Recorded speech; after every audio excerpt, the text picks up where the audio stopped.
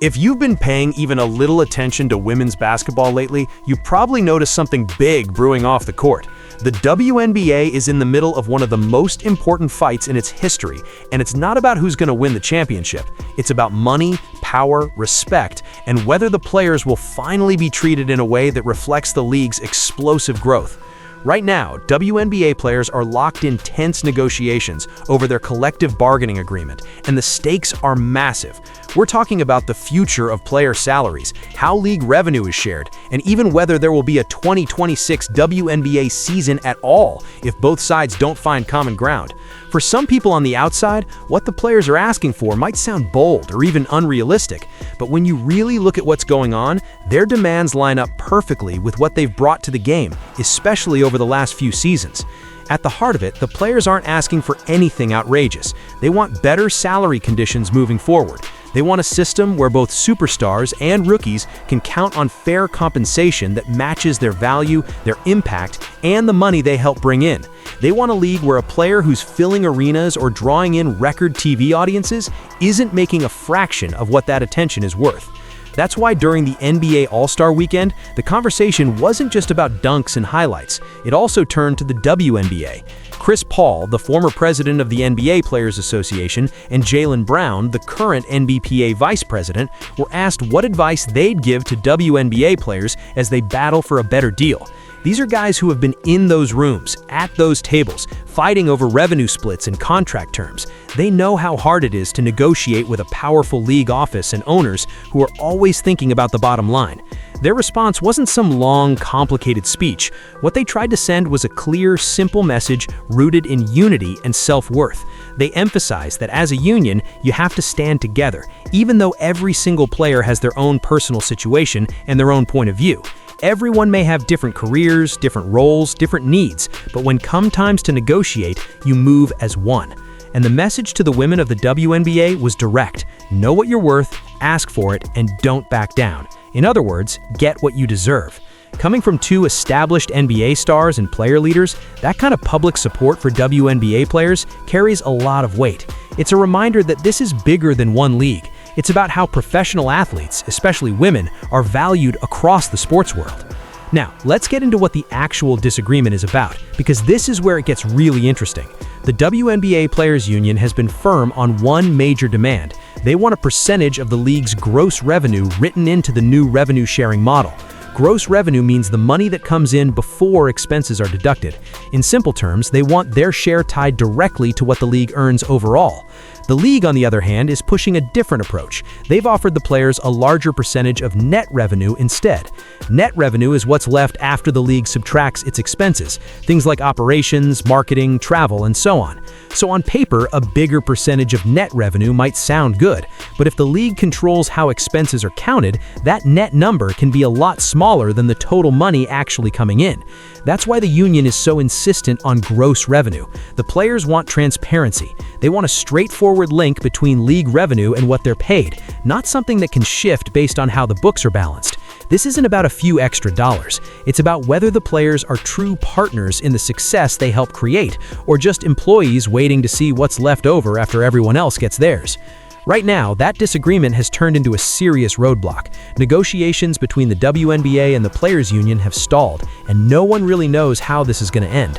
One of the biggest question marks hanging over everything is the 2026 WNBA season.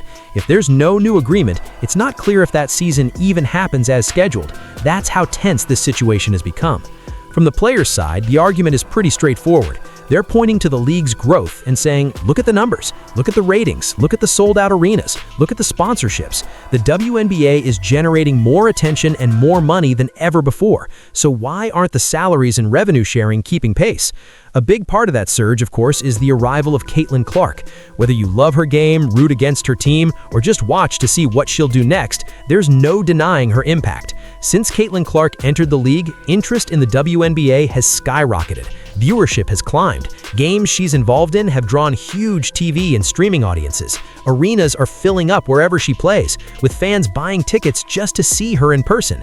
And it's not just about one player. When someone like Caitlin Clark brings that many new eyes to the league, everyone benefits. Her presence has boosted the visibility of her teammates, her opponents, and the WNBA brand as a whole. Social media clips are going viral, highlight reels are everywhere, and suddenly people who never watched a women's game before are tuning in. That growth is exactly what the league has always said it wanted. So the player's position is simple. If the league is growing because of what we do on the court, then everyone who's out there playing should share in that success. They don't want a system where just a couple of top names benefit while the rest of the roster struggles. They want better pay and better revenue distribution across the board, established veterans, mid-rotation players, and rookies entering the league for the first time. This is why the players are so unwilling to compromise on their main demands. They feel like this is the moment. Women's basketball is hotter than ever, and they finally have leverage. They don't want to walk away with a deal that looks good in a press release, but doesn't actually change the financial reality for most players. They're aiming for something more equitable, more sustainable, and more respectful of what they bring to the table. But all of that comes with a cost. With negotiations stuck, the entire league is in limbo. Free agency decisions, future contracts, even long-term career planning, it's all up in the air. There are players who had been expected to leave their current teams and sign with other franchises this offseason. Normally, this would be a dramatic and exciting time, full of big moves and headlines. Instead, a lot of those potential moves are on pause. Until there's movement at the negotiating table, those futures are uncertain. Fans feel that tension too. When people start hearing that a season might be at risk or that 2026 could be in jeopardy, it changes how you look at everything happening right now. It's not just who's going to win next year, it becomes, are we even getting a season if this doesn't get resolved? No league wants that cloud hanging over it, but that's where things stand at the moment. While all of this is playing out, many players aren't just sitting around waiting. Some of them have turned to Unrivaled, an off-season league that stepped in to offer better salaries and more opportunities to play when the WNBA is not in session. Unrivaled has become a crucial option. It gives players another way to earn money, stay competitive, and stay visible, especially during a time when their main league's future terms are still being hammered out. That extra leverage matters. The existence of alternative leagues like Unrivaled means WNBA players aren't as financially dependent on just one employer as they used to be. It doesn't replace the WNBA, but it does give players breathing room, and that can change the tone of negotiations. If you have other ways to support yourself and continue your career, you're in a much stronger position to hold firm on what you're asking for. For players who were already considering switching teams, this offseason was supposed to be a turning point. Some were ready to chase better roles, better fits, maybe even a run at a title somewhere else. Instead, the uncertainty created by the stalled CBA talks has turned what could have been a dynamic, dramatic offseason into a waiting game. Moving pieces are frozen. Conversations are on hold. Everyone is watching the same thing. Will the league and the union find common ground? To really understand why the revenue-sharing battle is so intense, you have to look at how different the two sides' proposals are in practice. When the union says gross revenue, they're talking about a clean percentage of everything that comes in. Ticket sales, media deals, sponsorships, merchandise, all of it. If the league makes more, the players automatically share in that growth. When the league talks about net revenue, everything depends on what counts as an expense. If more money is spent on certain projects or reported in certain ways, that net number shrinks. So even if the league as a whole is booming, players might not see that reflected the way they expect. That's why the players view gross revenue as a more honest reflection of success. It takes away some of the wiggle room. From the outside, it might be easy to say, why don't they just compromise? But for the players, this isn't just about the next year or two. Whatever gets signed now will shape the next era of the WNBA. It affects how rookies entering the league in the coming seasons will be paid. It affects how long veterans can afford to keep playing.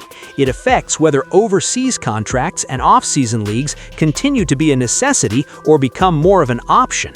And again, that's what made the comments from Paul and Jaylen Brown during the NBA All-Star activities so important. They've gone through their own tough labor battles. They know what it means to push for better deals when not everybody thinks you're worth what you're asking for. Their message about union unity and demanding fair value wasn't just polite support. It was a nod to the reality that if players don't advocate for themselves, nobody else will. The bottom line is this: WNBA players see the growth. They see the buzz around Caitlin Clark and other rising stars. They see the way arenas are filling up and how broadcasts are suddenly drawing record numbers. They see fans buying jerseys, streaming games, and engaging with the league like never before. And they're saying if all of that is happening because of what we do on the court, then our compensation and our share of the revenue should reflect that. Right now, both sides are in a tense standoff, and the clock is quietly ticking toward that 2026 season. Will the league and the players' union find a way to bridge the gap between gross and net revenue? Will the players get the kind of salary structure they're fighting for, one that supports not just the top stars, but also the role players and rookies building their careers?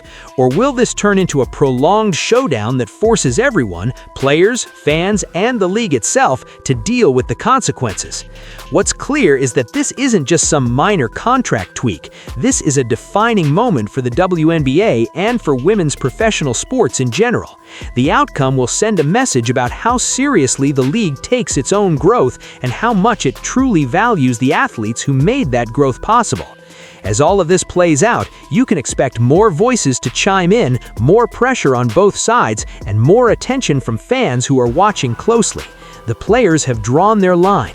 They want better salaries, equitable revenue sharing, and a system that rewards everyone from the established veterans to the rookies just taking their first steps in the league.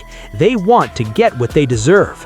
How this ends will shape the future of women's basketball for years to come. So keep an eye on these negotiations, because what's happening off the court right now could be just as important as anything happening during the season.